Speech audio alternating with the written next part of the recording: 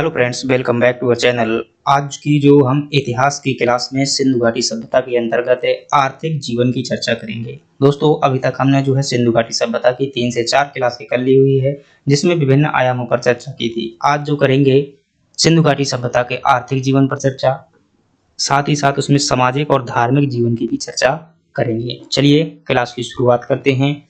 Friends, यदि अभी तक आपने हमारे चैनल सब्सक्राइब नहीं किया है, सब्सक्राइब कीजिएगा और इसी प्रकार से क्लासें प्राप्त कीजिएगा। चलिए देखते हैं। दोस्तों, हड़प्पा कालीन अगर अर्थव्यवस्था की बात करेंगे तो हम जानते हैं कि सिंधु घाटी सभ्यता एक क्या थी, विस्तृत सभ्यता थी, विकसित सभ्यता थी। यहाँ पर व्यापार वाणिज्य बड़ी मात्रा में होता था। चलिए देखते हैं यहाँ पर जो अर्थव्यवस्था है इसके अंतर्गत दोस्तों कौन कौन से हम पॉइंट देखेंगे। सबसे पहला पॉइंट जो हमारा होगा दोस्तों वो होगा कृषि का। कृषि का होगा। कृषि में दोस्तों अगर बात करेंगे कि हड़प्पा कालीन कृषि में क्या खास बात थी, तो याद रखिएगा कृषि में दोस्तों यहाँ जो है हमें क्या है, एक मिट्टी का हल प्राप्त हुआ है। क्या प्राप्त हुआ है? मिट्टी का जो है हमें हल प्राप्त हुआ है। इससे क्या अनुमान लगाते हैं कि कृषि की जो है यहाँ पर पर्याप्त जानकारी थी और क्या हो रहा था कि पर्याप्त जो है कृषि व्यवस्था भी की जा रही थी, हल से जुताई भी की जा रही थी। और ये कहाँ से प्राप्त हुआ है दोस्तों? ये हमें हरियाणा से प्राप्त हुआ है। कहाँ से? हरियाणा में जो वनावली नामक स्थल था वहां से हमें ये प्राप्त हुआ है। तो कृषि में आप क्या बता सकते हैं कि खेतों की जुताई के लिए जो है हल का प्रयोग किया जाता था। दूसरी बात करें फ्रेंड्स से, तो जुते हुए खेत के हमें प्रमाण प्राप्त हुए हैं। क्या होते हैं? जुते हुए खेत के प्रमाण प्राप्त हुए हैं। खेत के प्रमाण प्राप्त हुए हैं। ये कहाँ से प्राप्त होते हैं दोस्तों? ये हमें राजस्थान के कालीबंगा स्थल से जो है प्राप्त हुए हैं। कहाँ से प्राप्त हुए हैं? राजस्थान के अंतर्गत कालीबंगा से प्राप्त हुए हैं। आपसे अगर पूछा जाए कि प्रमुख है फसल कौन थी, सीधा सा अगर फैक्ट प्रश्न में पूछ लिया जाए कि सिंधु घाटी सभ्यता की प्रमुख फसल कौन थी, प्रमुख फसल की दोस्तों अगर बात की जाए तो यहाँ की सर्व प्रमुख जो फसल थी वो क्या थी? कपास थी। अन्य अगर दोस्तों साक्ष्यों की बात करें तो यहाँ पर जो है चावल की भी खेती की जाती थी। गुजरात क्षेत्र में लोथल से साक्ष्य प्राप्त हुए हैं। यहाँ पर बाजरा की खेती होती थी। महाराष्ट्र से बाजरा, थोड़ा सा गलत लिख गया है, आप सही कीजिएगा, ये हटा दीजिएगा कि बाजरा की भी खेती होती थी। और यहाँ पर जो है जौ की भी खेती होती थी। यहाँ पर मटर की भी खेती होती थी। यहाँ पर जो है सरसों की भी खेती होती थी। तो इस प्रकार से अन्न बता सकते हैं। दोस्तों, कृषि करने में बैल प्लस ऊंटों का प्रयोग किया जाता था। साथ ही साथ यहाँ पर इक्का गाड़ी तथा बैलगाड़ी का भी प्रयोग होता था। तो इतनी बातें आप क्या बता सकते हैं फ्रेंड्स से, हड़प्पा सभ्यता में कृषि के अंतर्गत बता सकते हैं। दूसरी बात अगर करेंगे दोस्तों हड़प्पा सभ्यता में आर्थिक जीवन के अंतर्गत, तो हम क्या बताएंगे? पशुपालन की बात करेंगे। और जब हम पशुपालन की बात करते हैं तो पशुपालन में शायद आपसे पूछा जाए कि यहाँ का प्रमुख पशु कौन था, तो दोस्तों अगर आपसे प्रमुख पशु पूछा जाए तो यहाँ पर दोस्तों बैल जो था प्रमुख पशु था। बैल जिसे नंदी भी माना गया है, जो पशुपतिनाथ की मोहर प्राप्त हुई है उसमें जो है एक श्रृंगी बैल इसे कहा गया है, एक श्रृंगी बैल। अन्य अगर पशुओं की दोस्तों बात करेंगे यहाँ पर तो गैंडा की भी ध्यान रखिएगा जानकारी मिलती है, गाय की भी जानकारी मिलती है, घोड़ा की भी जानकारी थी, ध्यान रखिएगा घोड़ा की जानकारी थी, हाथी की भी जानकारी थी। लेकिन घोड़ा और हाथी ऐसे जीव थे जिन्हें वो पालतू नहीं बना पाए थे, केवल जानकारी बस थी। शेर की यहाँ से ध्यान रखिएगा फ्रेंड्स, कोई जानकारी हमें प्राप्त नहीं होती है, शेर का साक्ष्य यहाँ पर नहीं था। अर्थव्यवस्था में दोस्तों एक और बात करें, ध्यान रखिएगा बहुत महत्वपूर्ण फैक्ट है, लोहा की यहाँ पर जानकारी नहीं थी। सिंधु घाटी सभ्यता के अंतर्गत कांसे का प्रयोग किया जाता था। चलिए अगली बात करते हैं। जब हम आर्थिक जीवन के अंतर्गत तीसरी बात करें तो फ्रेंड्स हम तीसरी बात कर सकते हैं, व्यापार वाणिज्य की बात कर सकते हैं। किसकी बात करेंगे? व्यापार वाणिज्य की बात कर सकते हैं। जब हम यहाँ पर व्यापार वाणिज्य की बात कर सकते हैं तो आप क्या बताएंगे? यहाँ पर आप बता दीजिएगा कि व्यापार जो है आंतरिक तथा बाह्य दोनों प्रकार का व्यापार होता था। बाह्य व्यापारों में दोस्तों बात करेंगे तो मेसोपोटामिया से होता था। मेसोपोटामिया की जो सभ्यता होती थी, मिस्र की सभ्यता होती थी, ईरान, अफगानिस्तान इत्यादि देशों से बाह्य व्यापार होता था। आंतरिक रूप से देखें दोस्तों तो कर्नाटक, राजस्थान, इनके नाम उस समय पर जो है अलग-अलग होते थे, तो ऐसे जो है आंतरिक व्यापार होता था।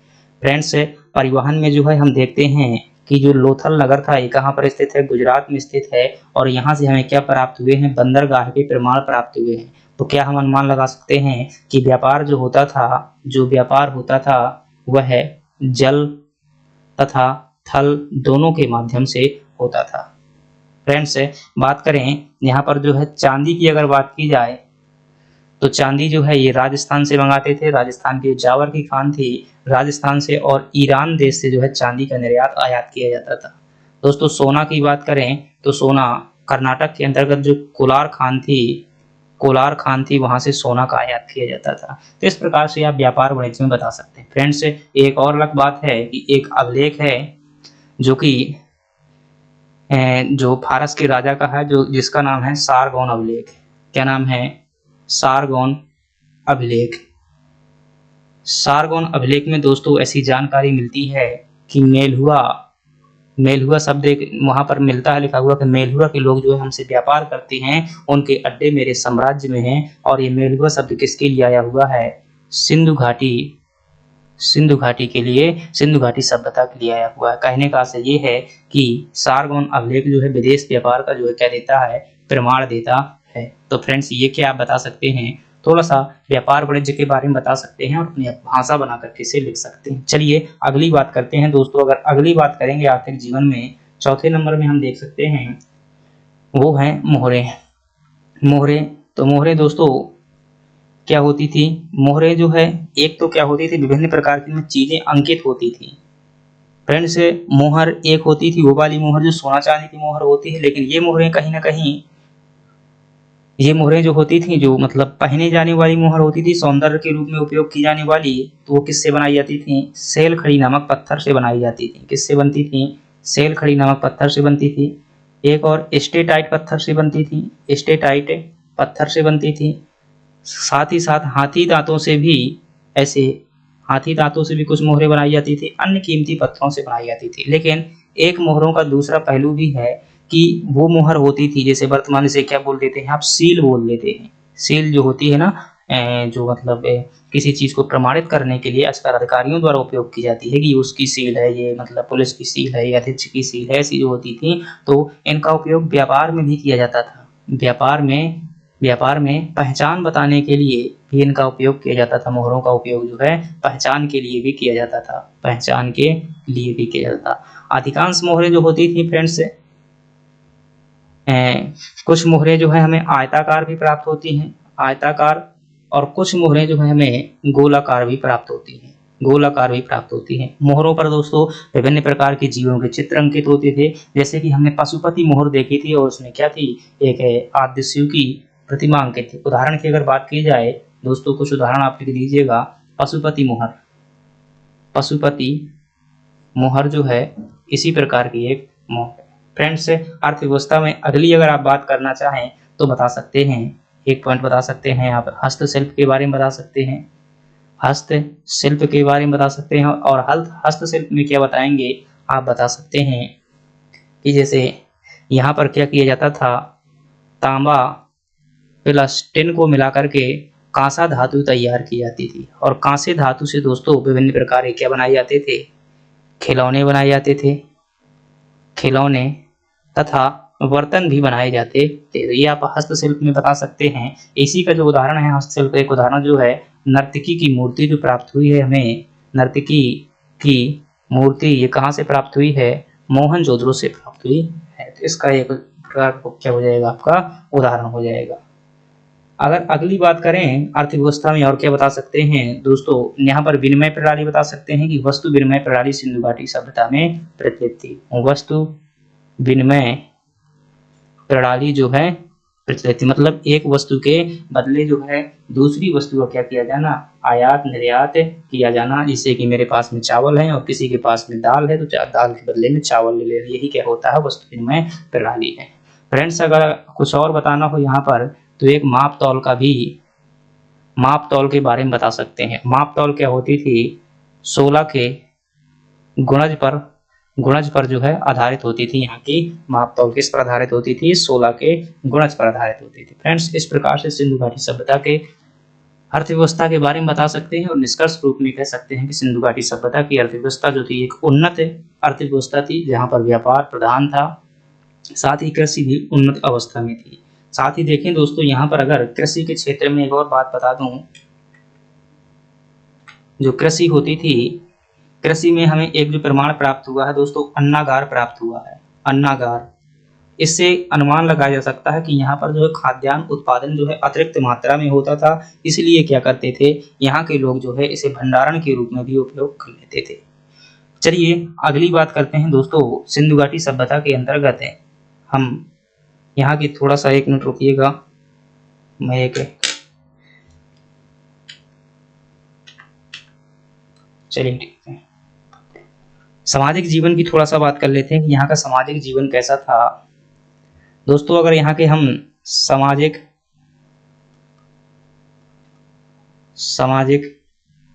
और धार्मिक जीवन की बात करें, सामाजिक और धार्मिक जीवन की बात करें, तो सामाजिक और धार्मिक जीवन में आप 4-5 पॉइंट कौन से बता सकते हैं, साथ ही साथ यहाँ में प्री से क्या फैक्ट मिल सकते हैं।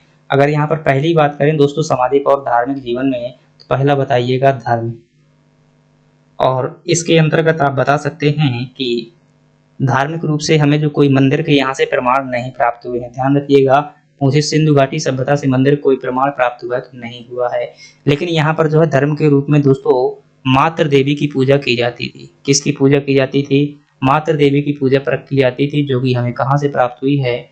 हड़प्पा से प्राप्त हुई है। साथ ही साथ यहाँ पर एक जो व्यक्ति है जो पशुपतिनाथ की मोहर में मिला हुआ है, उसे क्या कहा गया है? आदिशिव के रूप में पूजा जाता था। ये आप क्या बता सकते हैं? धर्म के रूप में बता सकते हैं। धर्म में कुछ अन्य बातें बता सकते हैं कि यहाँ के लोग जो कैसे थे, प्रकृति पूजक थे। प्रकृति पूजक थे। प्राकृतिक पूजक में आप जो बता सकते हैं, ये वृक्षों की पूजा करते थे, जल की पूजा करते थे। यह लोग जो है अग्नि पूजा करते थे। देखेंगे लोथल से जो साक्ष्य प्राप्त हुए हैं, अग्निकुंड के प्राप्त हुए हैं। तो इस प्रकार से प्रकृति पूजक यहाँ पर लोग रहते थे। धरती की पूजा करते थे, धरती की पूजा करते थे। साथ ही साथ यहाँ पर देखेंगे तो एक स्वास्तिक चिन्ह हमें प्राप्त हुआ है। क्या प्राप्त हुआ है? स्वास्तिक चिन्ह प्राप्त हुआ है, और ये दोस्तों कहीं ना कहीं सूर्य पूजा का जो है प्रतीक है। इस प्रकार से फ्रेंड्स धर्म के बारे में यहाँ बता सकते हैं। दूसरी बात करें अगर सामाजिक जीवन में, तो सामाजिक जीवन में एक मनोरंजन के लिए बता सकते हैं कि यहाँ पर मनोरंजन कैसे होता था। तो दोस्तों मनोरंजन के लिए जब आप बात करेंगे तो यहाँ पर बता सकते हैं कि नृत्य का प्रयोग किया जाता था। हमें इसकी जो है साक्ष्य के रूप में हम पढ़ चुके हैं, नर्तकी की मूर्ति जो है हमें मोहनजोदड़ो से प्राप्त हुई है, तो नृत्य का प्रयोग करते थे। तो इसके साक्ष्य हमें कहाँ से प्राप्त होते हैं? मोहनजोदड़ो से जो है इसके साक्ष्य प्राप्त हुए हैं। दूसरी बात करें मनोरंजन के लिए, शतरंज भी खेला जाता था, और शतरंज के साक्ष्य जो है हमें गुजरात के जो है लोथल से प्राप्त हुए हैं। इसके साक्ष्य हमें लोथल से प्राप्त हुए हैं। दूसरी बात करें अगर मनोरंजन के लिए दोस्तों, पशुओं को लड़ाना, पशु लड़ाना भी क्या था? यहाँ का जो है मनोरंजन के रूप में प्रयोग किया जाता था। तो ये क्या हो जाएगा? आपका मनोरंजन का साधन हो जाएंगे। तीसरी बात करेंगे सामाजिक जीवन में फ्रेंड्स से, सामाजिक जीवन के अंतर्गत जो तीसरी बात आप कर सकते हैं, यहाँ पर सामाजिक शिक्षा भी आ जाती है। शिक्षा यानी कि मैं लिपि की बात करता हूँ, यहाँ से प्री में सीधा सीधा फैक्ट पूछा जाता है, लिपि। तो लिपि जो है, यहाँ की लिपि कैसी थी? तो आपको बताना होगा कि यहाँ की लिपि कैसी थी। तो यहाँ की लिपि दोस्तों भाव चित्रात्मक थी। कैसी थी? भाव चित्रात्मक थी, अर्थात अपने विचारों को चित्र के माध्यम से प्रदर्शित करने की कला थी। इसी को जो है गोमुद्रिका लिपि भी कहा जाता है। फ्रेंड्स भाव चित्रात्मक लिपि थी। इसमें कुल कितने 64 जो है अक्षर होते थे। कितने होते थे? 64 अक्षर होते थे। इसमें सर्वाधिक मछली के चित्र का प्रयोग किया गया है। मछली के चित्र का जो है सर्वाधिक प्रयोग किया गया है। इसी प्रकार से फ्रेंड्स जो है आप शॉर्ट नोट में भी लिख सकते हैं, बहुत अच्छा रहेगा। तो ये लिपि क्या हो गई? आपकी जो है यहाँ की भाव चित्रात्मक लिपि हो गई। फ्रेंड्स अगर सामाजिक जीवन में अगली बात की जाए, अगर मैं चौथे पॉइंट की बात करूं, तो सामाजिक जीवन में दोस्तों इनमें जो है एक प्रचलित योग व्यवस्था भी प्रचलित थी। क्या है? योग प्रचलित था। कैसे पता चलता है? तो हमें जो है पुरोहित बाबा की मूर्ति प्राप्त हुई है। पुरोहित की मूर्ति से जो है पता चलता है, जो है एक योग मुद्रा में आंखें बंद करे हुए बैठा हुआ है। कहाँ से प्राप्त हुई है? ये हमें मोहनजोदड़ो से जो है ये मूर्ति प्राप्त होती है। कहाँ से प्राप्त होती है? मोहनजोदड़ो से प्राप्त होती है। अगर यहाँ पर अगली बात की जाए दोस्तों, तो एक बात आप बता सकते हैं यहाँ पर सामाजिक व्यवस्था में कि अंतिम संस्कार की विधियां भी यहाँ पर बता सकते हैं। क्या बताएंगे? अंतिम संस्कार की विधियां। दोस्तों अंतिम संस्कार की जो यहाँ पर 3 विधियां प्रचलित थी, कौन कौन सी? एक विधि थी आपकी दाह संस्कार। दाह संस्कार एक विधि थी, दाह संस्कार। दूसरी विधि जो थी आंशिक समाधिकरण, आंशिक समाधिकरण। और एक विधि थी पूर्ण समाधिकरण। इस विधि में दोस्तों क्या किया जाता था? सीधे सीधे जो व्यक्ति को जला दिया जाता था। दाह संस्कार विधि में, दाह संस्कार विधि में क्या किया जाता था? इसमें जो है जलाया जाता था, व्यक्ति को क्या कर दिया जाता था, जो वर्तमान में हिंदुओं में प्रचलित है। आंशिक में जो है दोस्तों ये किसमें प्रचलित है? हिंदुओं में प्रचलित है, हिंदू में प्रचलित है। यह जो है आंशिक समाधिकरण की जो प्रक्रिया है आज भी दोस्तों पारसी समुदाय में प्रचलित है। इसमें क्या किया जाता है? जब व्यक्ति मर जाता है यानी कि देहांत हो जाता है तो उसके पश्चात उसे पशुओं को खाने के लिए जिंदा छोड़ दिया जाता है। जब उसे आधा पशु खा जाते हैं तो बाकी 100 को फिर क्या किया जाता है? गाड़ दिया जाता है, जमीन में दफना दिया जाता है। इसे ही कहते हैं आंशिक समाधिकरण। इसकी मूल संकल्पना ये है कि व्यक्ति ने जीवन पर जो है प्रकृति का क्या किया? उपभोग किया है, इसलिए मरने के बाद प्रकृति के जीव जंतु उसे खाएंगे। पूर्ण समाधिकरण में क्या कर दिया जाता है दोस्तों? इसमें शरीर को पूरा का पूरा जमीन में दफना दिया जाता है, गाड़ दिया जाता है। यह जो है इस्लाम धर्म में आज भी यह परंपरा प्रचलित है। तो फ्रेंड्स ये जो है 3 प्रकार के यहाँ पर अंतिम संस्कार की विधियां होती थी। दोस्तों अगर बात किया जाए कि व्यक्ति को दफनाया कैसे जाता था, तो दफनाने की अगर बात किया जाए कि कैसे जो है व्यक्ति को दफनाते थे, दफनाने की बात की जाए तो उत्तर दक्षिण क्रम में दफनाते थे। कैसे? उत्तर दक्षिण क्रम में, मतलब ऊपर की ओर क्या मूल और नीचे की ओर पैर। ये हो जाएगा आपका उत्तर दक्षिण क्रम। ऊपर उत्तर हो जाएगा, नीचे हो जाएगा दक्षिण। इस प्रकार से दफनाया जाता था। कुछ अपवाद स्वरूप जो है अलग अलग क्षेत्रों में साक्ष्य मिले हुए, लेकिन सामान्यतः जो है उत्तर दक्षिण क्रम में दफनाया जाता था। दोस्तों बात करें तो एक व्यक्ति को एक ही साथ में अकेले ही दफनाया जाता था, लेकिन जो कालीबंगा है, कालीबंगा प्लस लोथल, ये 2 स्थल हैं जहां से जो है फ्रेंड्स हमें युगल समाधि के साक्ष्य मिले हैं। युगल समाधि के साक्ष्य मिले, मतलब कि एक से अधिक लोगों को एक साथ दफनाया गया है। दोस्तों यहाँ के लोगों में पुनर्जन्म की भी क्या है? भावना उपलब्ध थी कि जो है व्यक्ति लौट करके आता है। ऐसा भी माना जाता था कि स्वर्ग में उन्हें जो है बीड़ी जुआ दारू खेलने को लगेगा, इसलिए उनके साथ में क्या कर देते थे? जो व्यक्ति जिस चीज का आदी होता था वो चीजें दे दी जाती थी। जैसे कि दादाजी तम्बाकू खाने के आदी हैं तो उनके साथ में तम्बाकू की डिब्बियां जो है उनके दफनाने में समाधि के साथ में डाल दी जाती थी। ये फ्रेंड्स क्या है, थोड़ा सा हमने देखा, सामान्य बातें थी। और ये हमने बात की किसके बारे में? सिंधु घाटी सभ्यता के सामाजिक, धार्मिक, आर्थिक जीवन की बात की हुई है।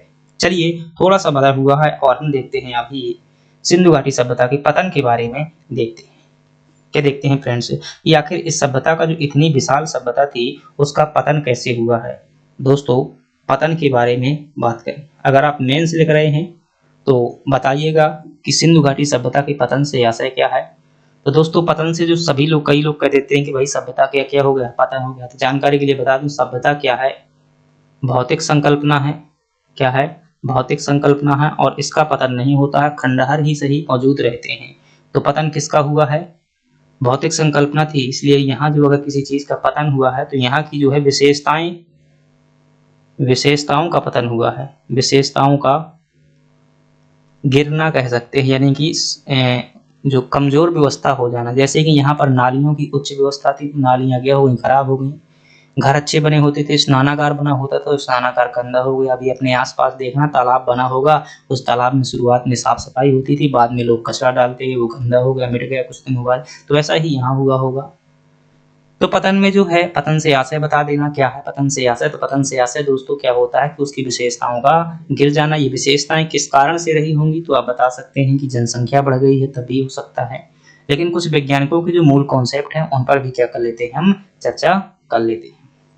जैसे कि एक वैज्ञानिक है दोस्तों, वो कहते हैं पतन के संदर्भ में, जिनका नाम है, वो कहते हैं कि बाढ़ से जो है सिंधु घाटी सभ्यता का पतन हुआ है, और इस बात को मानने वाले इतिहासकारों में से कौन है, जॉन मार्शल है। जॉन मार्शल साहब कहते हैं मोहनजोदड़ो को जो है खोदते हैं और वहां पर कहते हैं यहाँ पर जो है 7 बार यह नगर डूबा हुआ है, तो संभवतः सिंधु घाटी सभ्यता में बाढ़ आई होगी और यह नगर जो है डूब गया होगा। तो सिंधु घाटी सभ्यता का पतन जो है किस कारण से हुआ है, किस कारण से हुआ है, बाढ़ के कारण से हुआ है। ऐसा कौन मानते हैं, जॉन मार्शल नाम के विद्वान मानते हैं। अगर दूसरी बात करें तो कुछ लोग मानते हैं कि इसका पतन जो है महामारी के कारण हुआ है। किसके कारण हुआ है, महामारी के कारण हुआ है। और महामारी के जो पतन का कारण मानने वाले विद्वान हैं वो कौन है दोस्तों,